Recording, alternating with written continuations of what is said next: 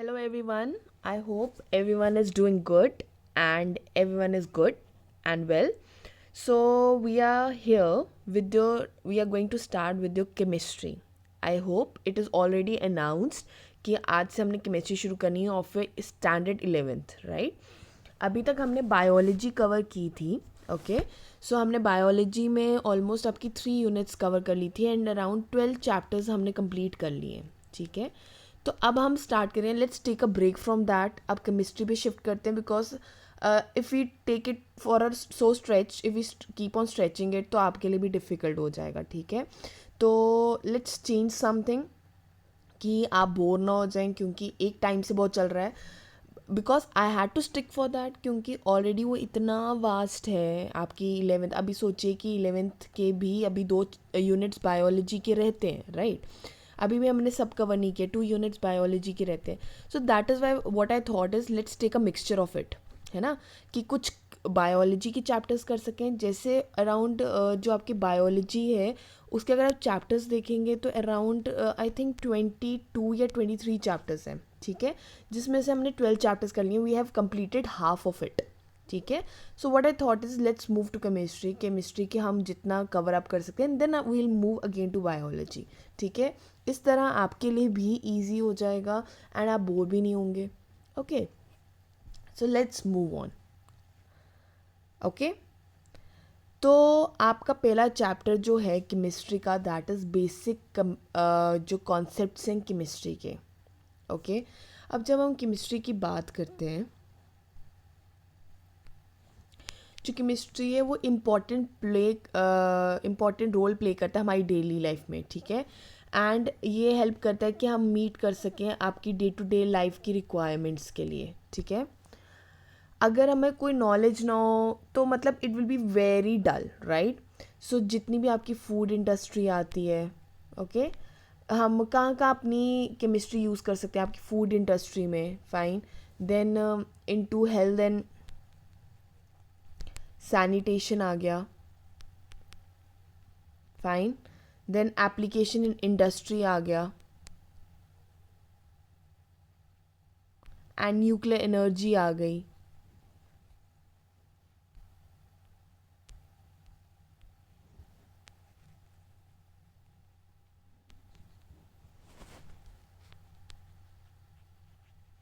Fine.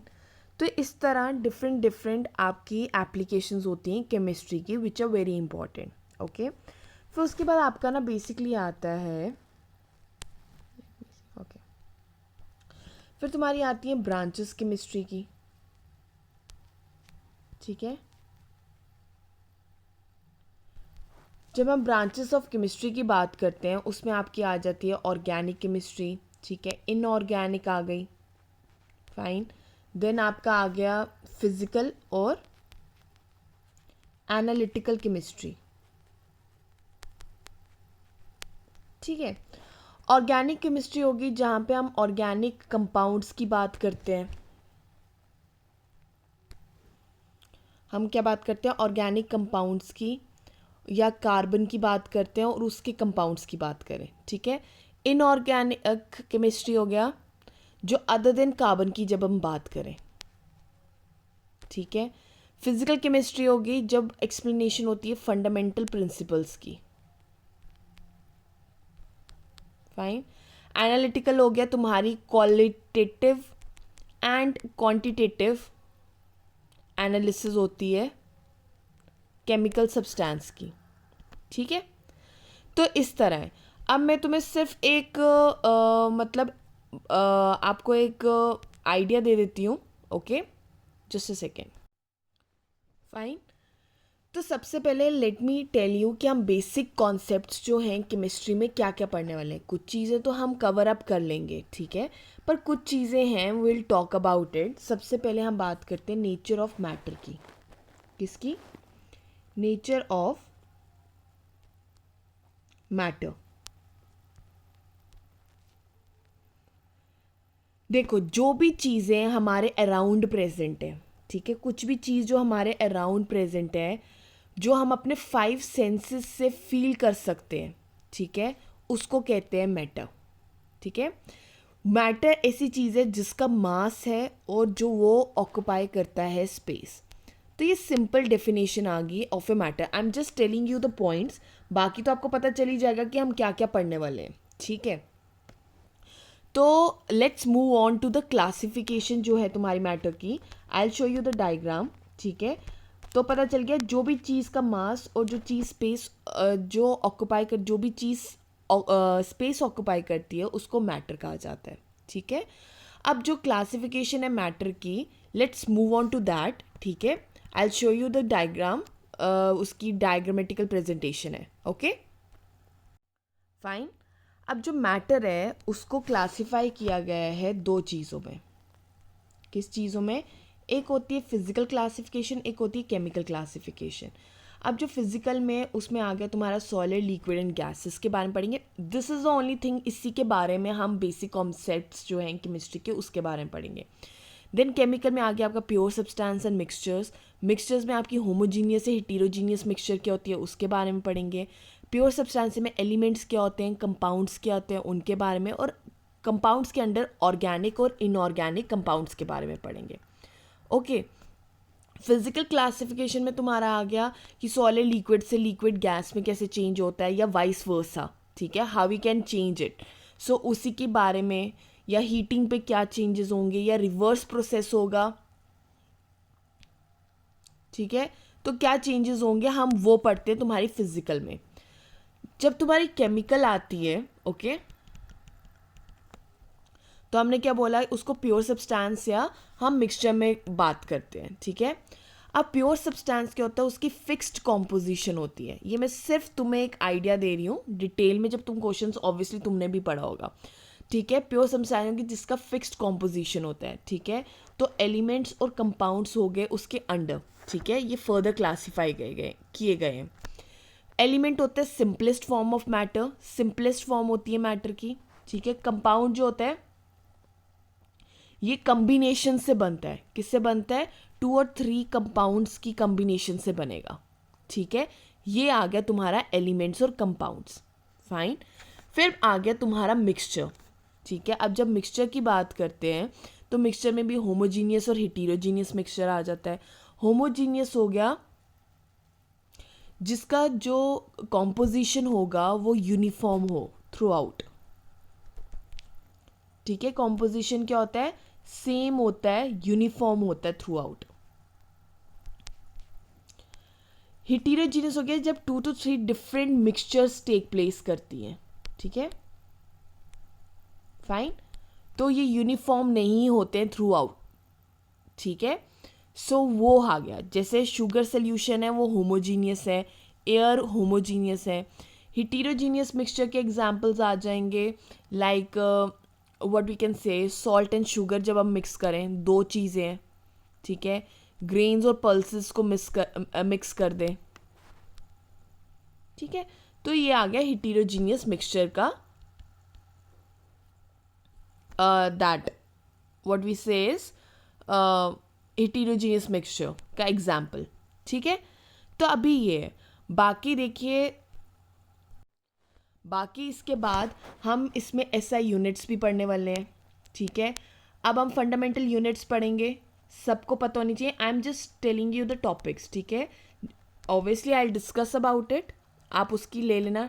Derived units हो गई तुम्हारी, ठीक है, उनके बारे में, उनका सिंबल क्या होता है, उनकी यूनिट्स क्या होती हैं।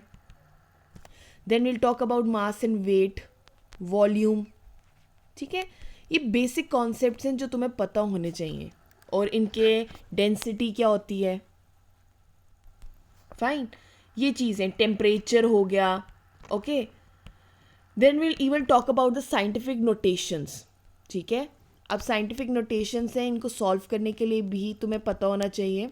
ये आगे क्वेश्चंस आएंगे, I am just telling you the topics जो हम कवर करेंगे इसके अंदर, ठीक है। साइंटिफिक नोटेशंस आ गई, आप पढ़ेंगे। प्रिसिजन एंड एक्यूरेसी पढ़ेंगे आप, क्या होता है, okay. Then will talk about कि प्रिसिजन एंड एक्यूरेसी को कैसे करते हैं। Will talk about atomic mass क्या होता है, फाइन, उसका फॉर्मूला, उसकी यूनिट, उसके एग्जाम्पल्स हम पढ़ेंगे। मॉलिक्यूलर मास पढ़ेंगे. ओके, देन हम पढ़ेंगे law of definite proportion.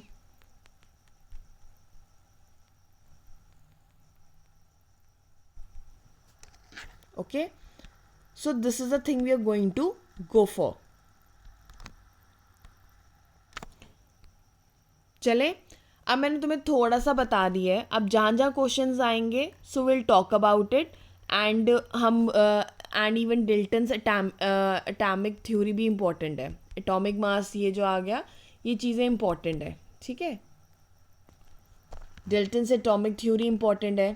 Fine, so we should know about it.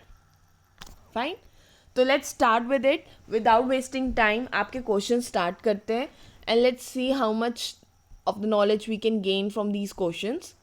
Okay, let's start.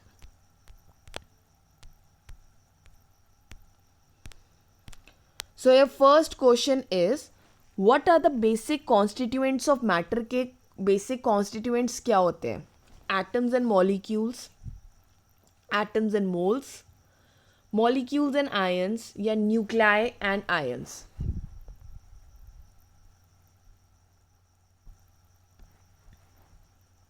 So you have to tell me कि बेसिक कॉन्स्टिट्यूएंट्स जो होते हैं मैटर के वो क्या है? ए, बी, सी और D. So your correct answer is a, atoms and molecules. Fine, देखिए जो तुम्हारे एटम्स और मॉलिक्यूल्स है ना, ये बेसिक कॉन्स्टिट्यूएंट्स हैं किसके? मैटर के. जो तुम्हारा मैटर है ना वो मॉलिक्यूल्स का बना होता है. ठीक है, और जो मॉलिक्यूल है वो किसका बना होता है? एटम्स का. फाइन, समझ गए? सो तो बेसिक कॉन्स्टिट्यूएंट्स जो होते हैं मैटर के, that is molecules and atoms. So A is your correct answer. जब बात हो रही है आयंस की, आयंस या तो नेगेटिवली चार्ज होते हैं या तो पॉजिटिवली चार्ज होते हैं. ठीक है, जो न्यूक्लियाई होता है वो क्या? सेंट्रल पार्ट होता है एटम का. क्या होता है? सेंट्रल पार्ट होता है एटम का. Fine, so atoms and molecules जो होते हैं, these are the basic constituents of the matter. Okay, let's move on to the next question. Which of the following is a chemical change? अब इसमें से chemical change कौन सी चीज हो रही है? A, conversion of water to ice, B, rusting of iron, C, crumpling a sheet of aluminium foil और D, casting silver. Simple एक केमिकल के बारे में पूछा है, जो केमिकल चेंज इनमें से कौन से पे हो रहा है ना? तो यू हैव टू टेल कौन सा है.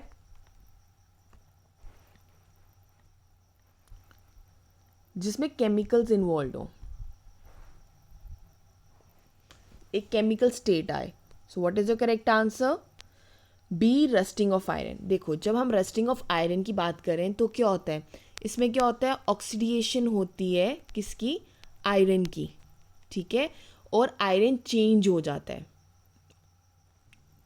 Okay,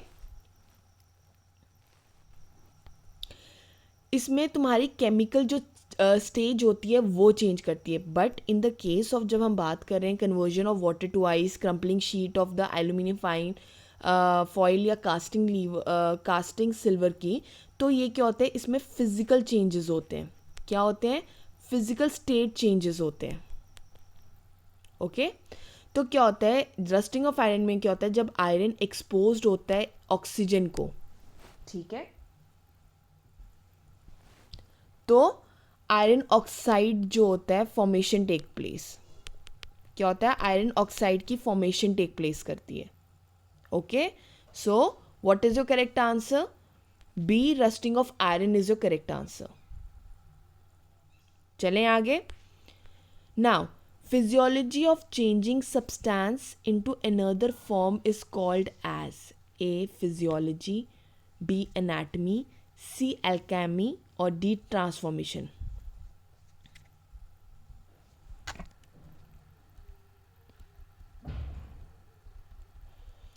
So what is your correct answer? Your correct answer is C, alchemy. alchemy जो होती है वो स्टडी होती है कि कैसे एक सब्सटेंस चेंज हो जाता है दूसरे फॉर्म में. सो ये बड़ी ओल्ड स्टडी है.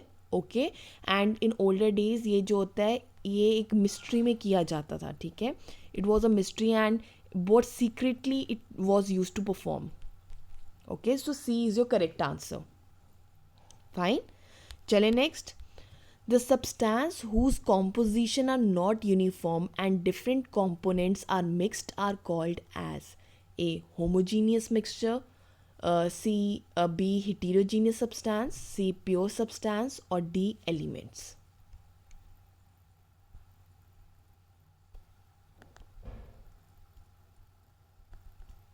So what is your correct answer? जब यूनिफॉर्म नहीं होगा तो what it is called? It is called as B. heterogeneous substance. अगर आप पढ़ेंगे, मैंने आपको पढ़ाया है मिक्सचर्स, राइट. जो मिक्सचर्स होती हैं वो क्या हो गया, वो सब्सटेंस है जिसमें दो और मोर सब्सटेंस जो होते हैं वो प्रेजेंट होते हैं रेशियो में, ठीक है. अब दो तरह के होते हैं, या तो होमोजीनियस होता है या तो हेटेरोजीनियस सब्सटेंस होता है. होमोजीनियस सब्सटेंस हो गया जब दो सब्सटेंसेस को हमने मिक्स किया है मिक्सचर फॉर्म करने के लिए, जब पर वो एग्जिस्ट करते हैं एक यूनिफॉर्म फेज में. क्या एग्जिस्ट करते हैं, एक यूनिफॉर्म फेज में एग्जिस्ट करते हैं, then it is called as homogeneous.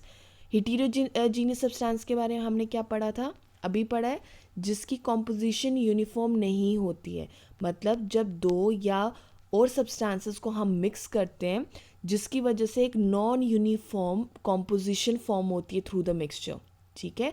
This is called as heterogeneous substance. ठीक है, समझ गए. और देखो प्योर सब्सटेंसेस भी होते हैं. प्योर सब्सटेंसेस के फर्दर कॉम्पोजिशन डिवाइडेड होता है एलिमेंट्स में. प्योर सब्सटेंस मैंने बोला जो वन टाइप ऑफ पार्टिकल से बना है. क्या है, एक टाइप ऑफ पार्टिकल से बना है, वो हो गया प्योर सब्सटेंस, ठीक है. एलिमेंट्स उसका फर्दर टाइप है, ठीक है. वो एक तरह का प्योर सब्सटेंस ही होता है जो तुम्हारा एलिमेंट है, फाइन. पर इसमें वन काइंड ऑफ एटम ही होता है और इसको हम फर्दर ब्रोक नहीं कर सकते. मतलब it can not be break down नहीं हो सकता इसका, ठीक है. जैसे मेटल्स की बात हो गई, नॉन मेटल्स हो गए, मेटलॉइड्स हो गए, ये आपकी नॉर्मल डेफिनेशंस है. आपको पता होना चाहिए कि एलिमेंट, हेटेरोजीनियस, होमोजीनियस मिक्सचर्स होती क्या है. So what is your correct answer? Your correct answer is B, that is heterogeneous mixture. Fine. चलिए next. A dash that is made up of two or more pure substances which may be in any ratio is called as mixture, element, molecule, or atom.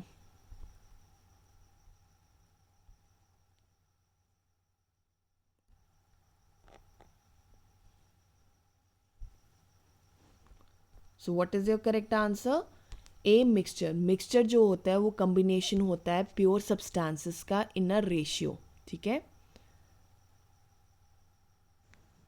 So fifth is A is your correct answer.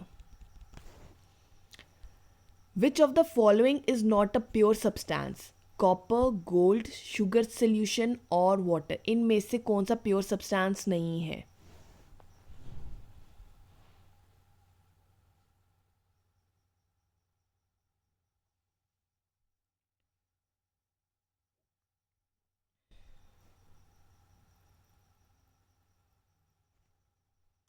So your correct answer is C, sugar solution, ठीक है. अब जब हम बात करते हैं जो तुम्हारा कॉपर है, गोल्ड है और वाटर है, ठीक है, ये क्या सारे सब प्योर है, ठीक है. बट इनकी जो शुगर सोल्यूशन होती है वो होमोजीनियस मिक्सचर है, ठीक है ना. जो तुम्हारा जो शुगर सोल्यूशन है वो क्या है, वो एक होमोजीनियस मिक्सचर है, ठीक है. It's not a pure substance, ठीक है. ये सब सेम एलिमेंट से बने होते हैं, ठीक है. बट जो तुम्हारी शुगर सोल्यूशन होती है वो शुगर से बनी होती है जिसमें सल्यूट होता है एज अ सल्यूट और वाटर होता है एज अ सॉल्वेंट, ठीक है. So it's not a pure substance, it's a homogeneous mixture जो यूनिफॉर्म क्वांटिटी में प्रेजेंट होता है. बाकी ये सब प्योर फॉर्म में होते हैं. These are pure elements. Elements की डेफिनेशन पढ़ी है ना, it's a form of pure substance. So C is your correct answer. So it is not a pure substance. Fine. चले next. What are pure substance classified as? Elements and atoms, molecules and compounds, elements and compounds, atoms and molecules. So your correct answer is C, elements and compound. अगर आप pure substances की classification जब हमने पढ़ी है तो elements and compounds में वो फर्दर डिवाइड होता है और इसकी फिक्स्ड कॉम्पोजिशन होती है. क्या होती है? फिक्स्ड कॉम्पोजिशन होती है. फाइन. चले next. When two or more atoms of different elements combine with each other in a fixed ratio, the molecule of a dash is obtained. क्या बोला गया है? जब दो या मोर एटम्स, ठीक है, डिफरेंट एलिमेंट्स के कंबाइन करते हैं फिक्स्ड रेशियो में, तो उसको क्या बोला जाता है?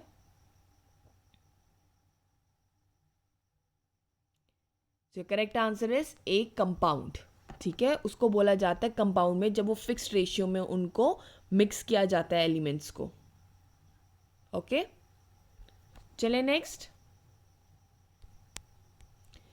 Which among the three states of matter has a definite shape and size? You should know it. Solid, liquid, gas or vapor. अभी हमने फिजिकल हमने भी पढ़ा था. हाँ, अभी हमने पढ़ा है ना. सो किसकी प्रॉपर शेप और साइज होता है? That is a solids. Right, सबको पता है कि सॉलिड जो है वो ऑक्यूपाई करते हैं शेप एंड साइज उसका जो होता है पर्टिकुलर होता है, जबकि लिक्विड एंड गैसेस की पर्टिकुलर शेप एंड साइज नहीं होता. वो कंटेनर का लेता है पर इसका साइज नहीं हो सकता लिक्विड का, है ना. So A is your correct answer. Next. Water is an और an element, compound, pure substance और mixture.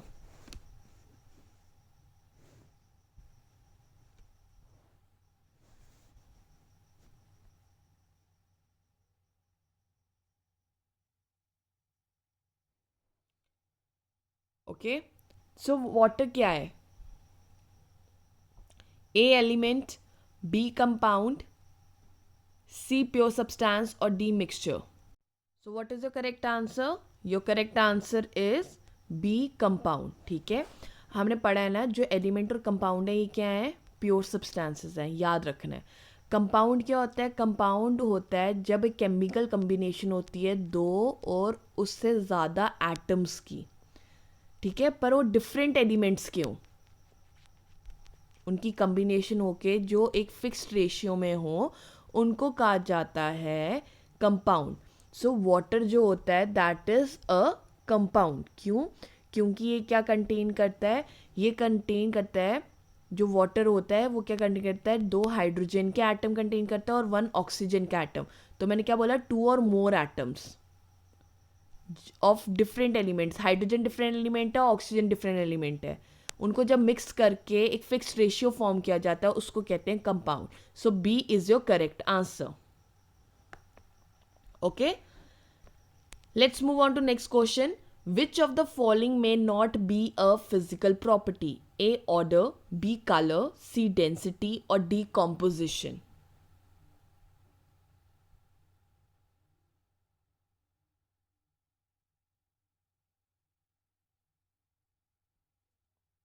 So what is the correct answer? D composition. ठीक है, सो जो कॉम्पोजिशन होता है वो केमिकल प्रॉपर्टी नहीं होती है, क्योंकि हम कंपाउंड की कोई कॉम्पोजिशन जो है वो वी कैन नॉट कीप. हम it's not like that we look at it और हमें कॉम्पोजिशन पता चल जाएगी. We have to go through some chemical test हमें करने पड़ेंगे. फाइन, कि टू फाइंड आउट कि उसकी कॉम्पोजिशन क्या है. जबकि ऑर्डर, कलर एंड डेंसिटी जो होती हैं ये फिजिकल प्रॉपर्टीज़ होती हैं. We can just find them just by looking at them. Okay, so A, B and C is the correct answer. For which is not the physical property, that is D. So D is your correct answer.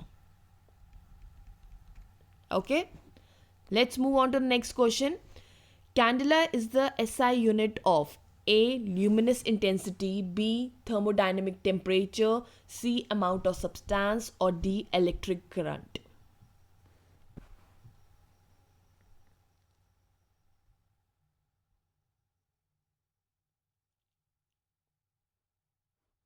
What is the correct answer?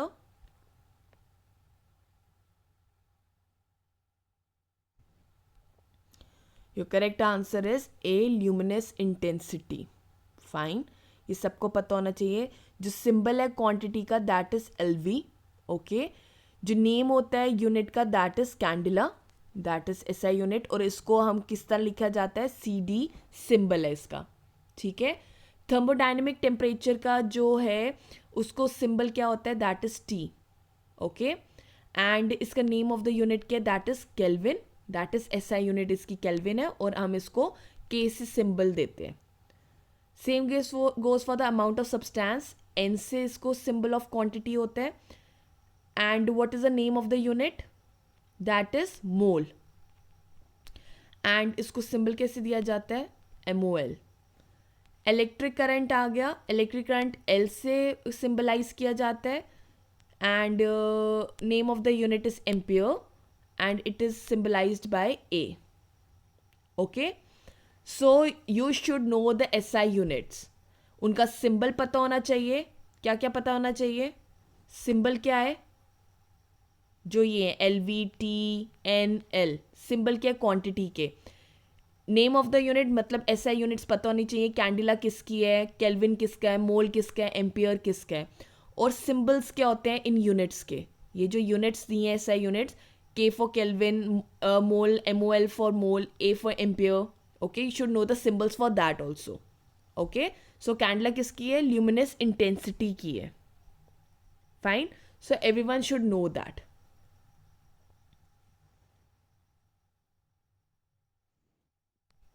चले next. How many scientific fundamental quantities are given SI units, A5, B7, C3 और D9.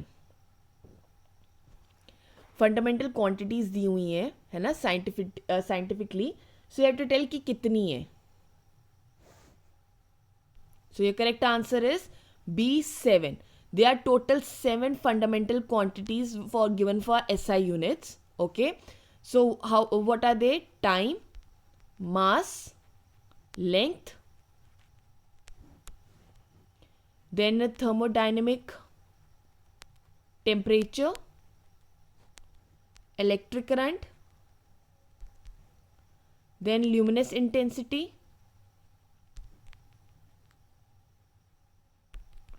amount of substance.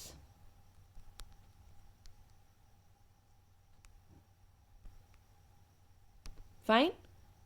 So these are the things: time, mass, length, thermodynamic temperature, electric current, luminous intensity and amount of substance. These are the 7 fundamental units जिसके बारे में अभी जिसके 4 के बारे में I have told you about the symbols also. उनकी units क्या है and symbol of the unit. Fine, चले next.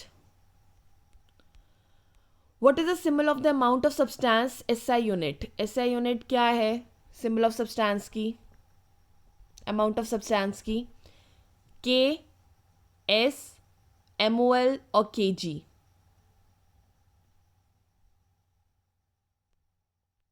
So correct answer is C, mole.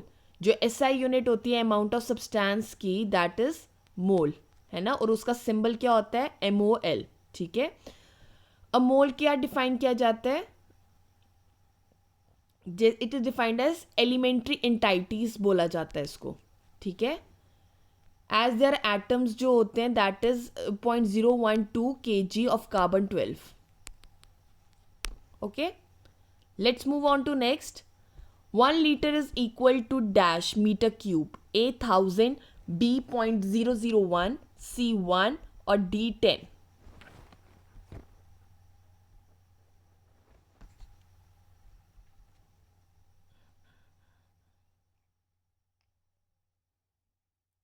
So what is the correct answer?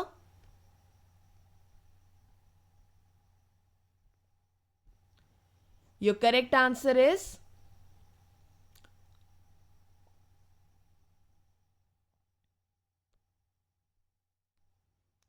B 0.0001. अब तुम्हें पता है कि 1 लीटर क्या होता है, कितने की इक्वल होता है, 1000 ml के. 1000 ml जो होता है that is equal to 1000 centimetre cube. Okay, तो 1000 सेंटीमीटर क्यूब कितने इक्वल होगा? 0.001 मीटर क्यूब के इक्वल। तो 1 लीटर कितने इक्वल हो जाएगा? That will be equal to 0.001 metre cube. So what is your correct answer? That is B, 0.001 meter cube. Fine? पता चल गया? चले next. What is the difference in the units between Kelvin and centigrade scales of temperature? A 212.15, B 32, C 298 और D 273.15. जब आप kelvin और centigrade पढ़ रहे हैं, ठीक है, सी ये जो था जो 1 litre is equal to that is metre cube के बारे में बोला गया. So it is related to volume if you know it. ठीक है, मैंने कहा था ना वॉल्यूम के बारे में पढ़ेंगे. तो वॉल्यूम की जो यूनिट होती है वो क्या होती है? लेंथ होती है रेज़ टू पावर क्यूब. ठीक है, जो एसआई यूनिट होती है वॉल्यूम की वो क्या होती है? मीटर क्यूब होती है. ओके, तो वॉल्यूम ऑफन हम डोनेट करते हैं सेंटीमीटर क्यूब से या हम डेसीमीटर क्यूब से करते हैं. ठीक है, अब जो कॉमन यूनिट होती है वो लीटर ही होती है. जो 1 लीटर होता है सबको पता है कि 1000 ml के इक्वल होता है, और जो 1000 सेंटीमीटर क्यूब होता है वो इक्वल होता है 1 डेसीमीटर क्यूब से. So you need to remember this. ये कुछ डेफिनेशंस हैं और उनके फॉर्मूले, you need to remember that. Okay, तो नेक्स्ट चलते हैं. What is the difference in the units between Kelvin and centigrade scales of temperature? So what is the correct answer? Your correct answer is D 273.15. ठीक है, अगर आपको formula पता होगा तो केल्विन क्या होता है? It is equal to centigrade plus 273.15. सो जो डिफरेंस होगा बिटवीन जो केल्विन और सेंटीग्रेड स्केल के बीच में, ठीक है, वो कितना होगा? केल्विन को अगर हम सेंटीग्रेड को वहाँ ले जाएंगे तो it will be 273.15. So D is your correct answer. Fine. तो टेम्परेचर के भी एक जो है, ठीक है, ये मोस्ट कॉमन स्केल है to measure the temperature is. उसको कैसे टेम्परेचर को किया जाता है? डिग्री सेल्सियस में किया जाता है या डिग्री फ़ारेनहाइट में किया जाता है. फाइन. या केल्विन में करते हैं. के जो होता है that is an SI unit. ठीक है, अब जब थर्मामीटर दिखाता है सेल्सियस में, it can go from 0 to 100 degree Celsius. Fine, ये चीज़ हमने ऑलरेडी पढ़ी हुई है. अगर आपको कोई पूछे कि केल्विन और सेल्सियस स्केल में क्या होता है, तो यही होता है कि केल्विन इज सेंटीग्रेड प्लस 273.15. तो ये formula you need to remember. Okay, और हमेशा याद रखना जब सेल्सियस की बात आती है तो नेगेटिव वैल्यूज पॉसिबल हैं, but not in the case of your kelvin. ठीक है, केल्विन स्केल में हमारा नेगेटिव टेम्परेचर कभी भी नहीं होता. Okay, so D is your correct answer. Fine. Next, what is the human body temperature in Fahrenheit? A 212, B 98.6, C 273.15 or D 32.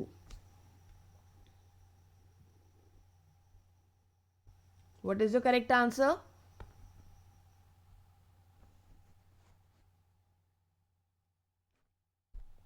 So your correct answer is B 98.6. Okay. जो human body का temperature होता है it is 37 degree Celsius और which is equal to 98.6 degree Fahrenheit और which is equal to 310 kelvin. और ये हर एक human के लिए सेम ही होता है. फाइन, समझ गए? लास्ट क्वेश्चन कर लेते हैं. Let's convert 40 degree Celsius to Fahrenheit में कन्वर्ट करना है. So what will be answer? 104 kelvin, 313 degree Fahrenheit, 104 degree Fahrenheit और 313 केल्विन. जब फ़ारेनहाइट की बात आ रही है तो इन्हीं दो में से आंसर हो सकता है. It's obvious.